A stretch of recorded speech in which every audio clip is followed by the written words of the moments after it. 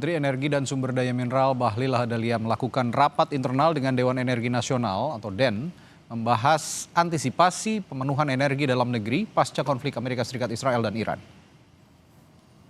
Dalam rapat yang digelar tertutup ini, Bahlil menyatakan telah menemukan sejumlah formula untuk memenuhi kebutuhan energi, khususnya minyak mentah dan BBM dalam negeri.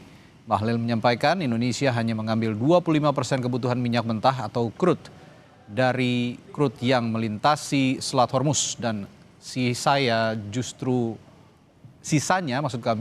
berasal dari negara lain, termasuk Amerika Serikat. Begitupun untuk kebutuhan bahan bakar minyak, khususnya bensin, Bahlil menyebut pasokan bensin kita dipenuhi dari negara Asia.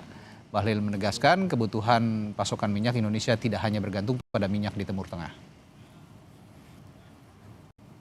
Dan total impor crude kita dari Middle East itu kurang lebih sekitar 20-25%. Selebihnya kita ambil dari Afrika, dari Angola, dari Amerika, kemudian dari beberapa negara lain seperti Brazil.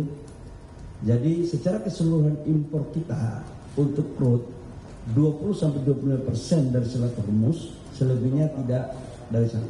Kami mengambil alternatif terjelek, katakanlah ini lambang. Maka apa skenarionya?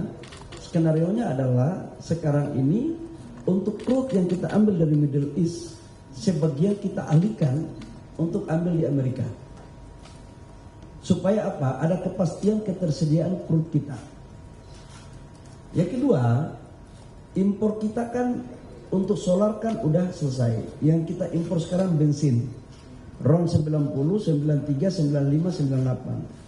Alhamdulillah secara kebetulan untuk mengimpor jenis bahan BBM seperti ini tidak kita lakukan dari Middle East. Tapi kita lakukan dari negara-negara di luar Middle East, termasuk dalamnya adalah Asia Tenggara. Jadi ini relatif nggak ada masalah. Saudara, usai jeda, kami akan mengajak Anda ke Surabaya, Jawa Timur untuk mengintip 12 menu barbeque sapi dan ayam untuk berbuka puasa. Sesaat lagi di Sapa Indonesia Malam.